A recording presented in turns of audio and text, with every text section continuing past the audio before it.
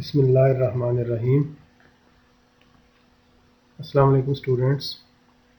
My name is Dr. Bar Ahmed and in today's lecture we will study about Laplace transform. So first of all, let's see why we need to transform a circuit or why we need transforms. इससे पहले भी हम basically transform कर चुके हैं अपने circuit को when we used phasor analysis. तो हमने फेजर्स में बेसिकली क्या किया था, हमारे पास एक सर्किट था टाइम डोमेन में, हमने उसको फ्रीक्वेंसी डोमेन में कन्वर्ट किया और फ्रीक्वेंसी डोमेन में कन्वर्ट करने के बाद हमारी लाइफ बहुत इजी हो गई. कैसे? हमने जो इंडक्टर था उसको भी हमने इम्पीडेंस बना दिया, जो हमारे पास कैपेसिटर था उसको भी इम्पीडेंस बना दिया. जे ओमेगा सी 1/j⍵L j⍵L और 1/j⍵c यूज़ करते हुए. तो उससे हमें फ़ायदा क्या हुआ कि वो इंडक्टर, कैपेसिटर, रेजिस्टर तीनों के तीनों इम्पीडेंसेस बन गए और इनका बिहेवियर जस्ट लाइक रेजिस्टर हो गया. हमने इस पे ओम्स लॉ भी अप्लाई कर सकते हैं, हम इन पे voltage divider, current divider and even nodal mesh जितने भी थे हमने चैप्टर 10 में देखा, हमने इनके ऊपर अप्लाई किए. तो हमारी C dV/dt, L di/dt से जान छूट गई.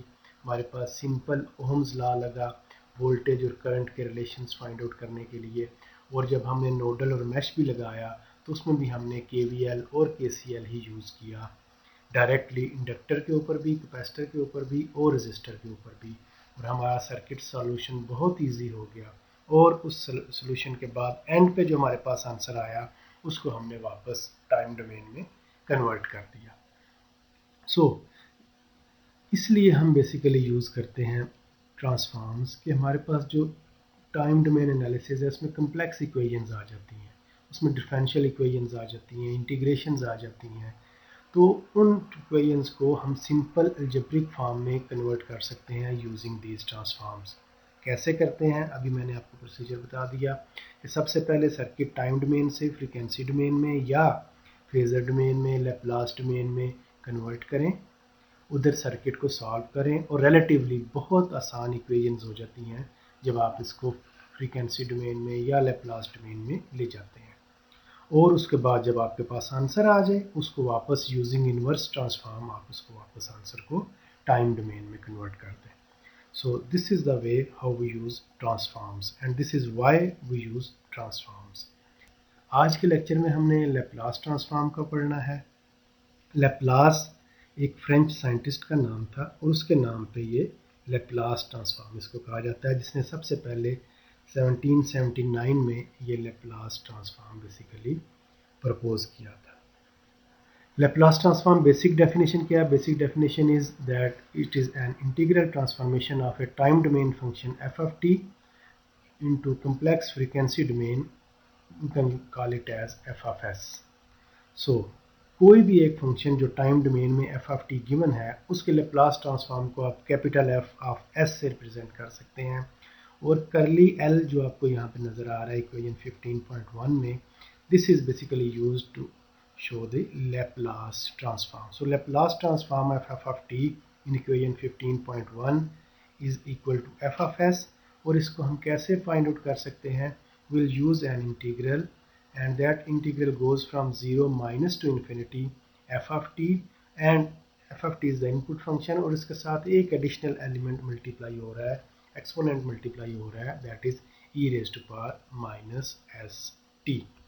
So दो चीज़ें इसमें आ गई. एक तो ये माइनस एस टी जो हमने मल्टीप्लाई किया, t इज द टाइम और s जो यहाँ पे मल्टीप्लाई हो रहा है that is an additional factor. s basically एक कम्प्लेक्स वेरिएबल है which is equal to sigma plus j omega. ठीक है, अब ये इक्वेशन 15.2 में बताया गया है. अब यहाँ पे दूसरा इंपॉर्टेंट पॉइंट ये है कि हम जीरो माइनस क्यों यूज़ कर रहे हैं. ज़ीरो माइनस हमने इसलिए यूज़ किया है क्योंकि बहुत सारे ऐसे फंक्शंस होते हैं जो ज़ीरो माइनस और ज़ीरो प्लस पे उनकी वैल्यूज़ डिफरेंट होती हैं, वो डिसकंटिन्यू होते हैं at zero. For example u of t है.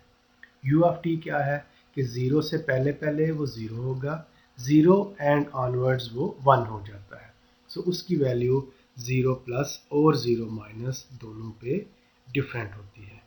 सो ऐसे जितने भी फंक्शंस हैं जो कि डिसकंटिन्यू हैं एट रीजन एट ज़ीरो, उनको कैटर करने के लिए बेसिकली यहाँ पे हम लिमिट यूज़ करते हैं ज़ीरो माइनस। और ये जो इक्वेशन 15.1 हमें बताई गई है, इसको हम कहते हैं यूनिलैटरल लैप्लास ट्रांसफॉर्म। अब जो बाइलैटरल लैप्लास ट्रांसफॉर्म है, जो at the end of the slide हमें बताया गया है, बेसिक डेफिनेशन ये है, from minus infinity two plus infinity इसकी लिमिट जाती है, और इसको हम कहते हैं बाइलेटरल लैप्लास ट्रांसफॉर्म, यानी कि टाइम डोमेन के दोनों साइड पे इसको कवर करता है। लेकिन क्योंकि सर्किट एनालिसिस में आपने चैप्टर 7-8 में भी देखा, जब भी हम टाइम की बात करते हैं, जिस circuit let's say this switch opens at t is equal to 0, this switch closes at t is equal to 0, तो हम मोस्ट ऑफ द टाइम्स जो भी हमारा टाइम स्विच का होता है वो 0 से ही स्टार्ट कर रहे होते हैं। 0 से पहले वाले को हम क्या कहते हैं, उसको हम एज इनिशियल कंडीशन कैटर कर लेते हैं। So initial conditions and circuit will start from t is equal to 0। वो जो भी होगा, स्विच क्लोज ओपन, वो हम नेक्स्ट चैप्टर में जाके देखेंगे कैसे उसको करते हैं। सो हमारे जितने भी सर्किट एनालिसिस में यूज़ होगा लैप्लास ट्रांसफॉर्म का, वो इक्वेशन 15.1 ही यूज़ होगी, फ्रॉम इन विच वो यूज़ यूनिलैटरल ट्रांसफॉर्म, और जो कि 0 से स्टार्ट होके अप टू इन्फिनिटी जाएगा। सो हमारा क्योंकि काम इतने से हो जाएगा, इसलिए हमें बाइलेटरल ट्रांसफॉर्म सर्किट एनालिसिस के अंदर नहीं चाहिए। तो ये हमारा जो है ये इनफ होगा हमारे लिए यूनिलैटरल ट्रांसफॉर्म। सो ट्रांसफॉर्म का ऑलरेडी आपको मैंने एडवांटेजेस भी बता दिए, लैप्लास ट्रांसफॉर्म का इंट्रोडक्शन भी बता दिया। Laplace is one of the most important and one of the most powerful transforms, जो कि आप यहाँ पे सर्किट्स में भी यूज़ करेंगे, आप आगे जाके इसको सिग्नल्स एंड सिस्टम्स में भी यूज़ करते हैं, इवन डीएसपी कंट्रोल्स वगैरह में भी ये यूज़ होता है। सो इसका यहाँ पे हम यूज़ सिर्फ सर्किट के एनालिसिस की हद तक देखेंगे, बाकी आगे जाके जब आप सिस्टम्स पे अप्लाई करते हैं डिफरेंट एनालिसिस के लिए, तो वो आप इसको जाके पढ़ेंगे आगे सिग्नल्स एंड सिस्टम्स में and so on. So first point is convergence of Laplace transform.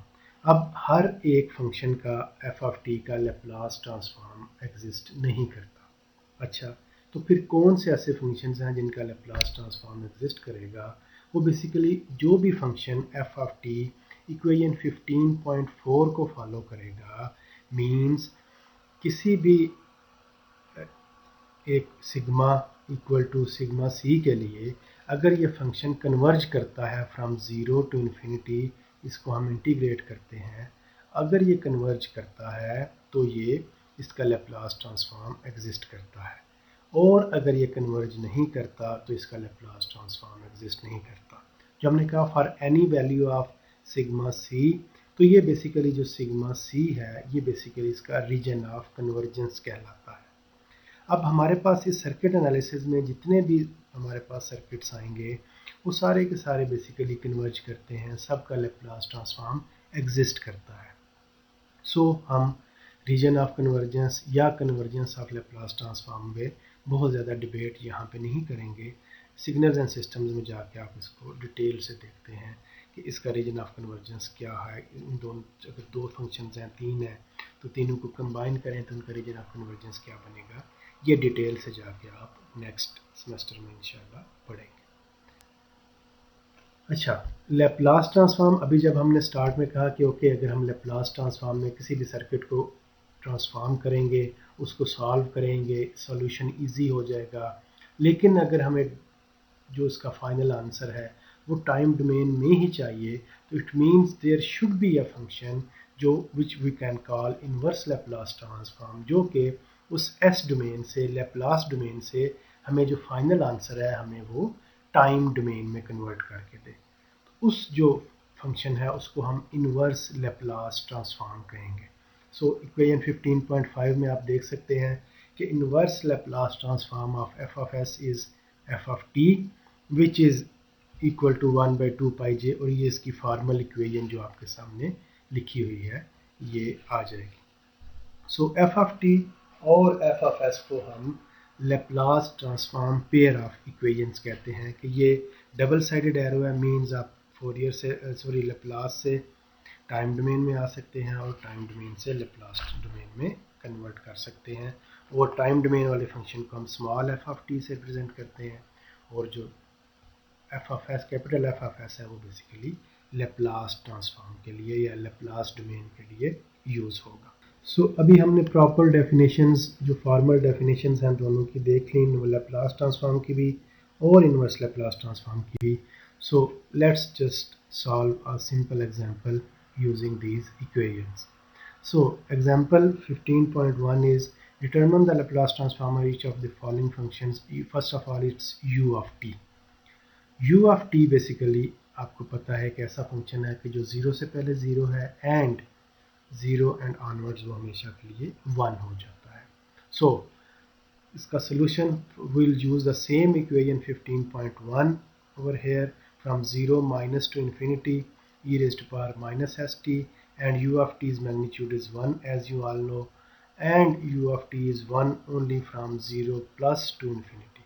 So we'll just use 0 minus, we can replace 0 minus with 0, 0 to infinity, and we'll use this integration, and when we put the limits, upper limit minus lower limit, we'll get the final answer 1 over s. Similarly, part B is e raised to power minus at u of t. So e raised to power a minus at is a decaying exponential, and when multiplied by with u of t, basically this function is chopped from for all the values of 0 minus, and it is only present for the values of at 0 and greater than 0. So this 0, again this 0 minus, limit of 0 minus would be converted to 0, and up to from 0 to infinity we'll just integrate this equations e raised to power minus at, e raised to power minus st. So final answer when we put the limits would be equal to 1 by s plus a. Third part is delta of t. So here in figure 15.2 we can see the u of t, e raised to power minus at, u of t, and delta of t. All of these three functions are plotted over here.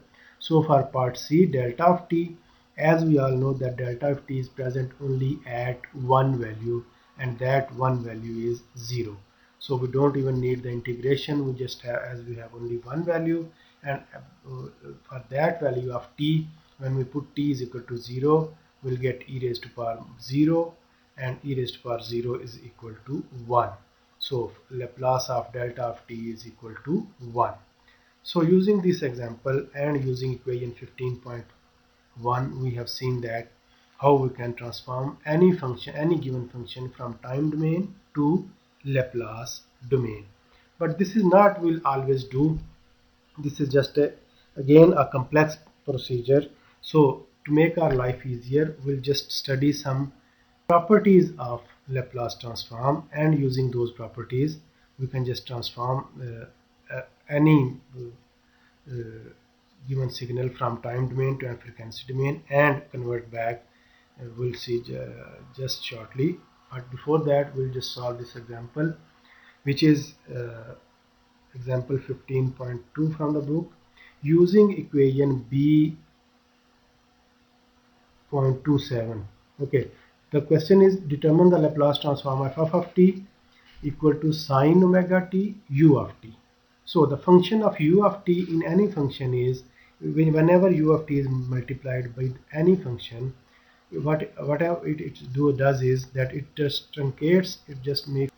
So whenever a u of t is multiplied with any function, basically it just truncates, it just makes 0 all the values of that function before start of 0. So all the negative values of sine of omega t would also become equal to 0 whenever multiplied with u of t.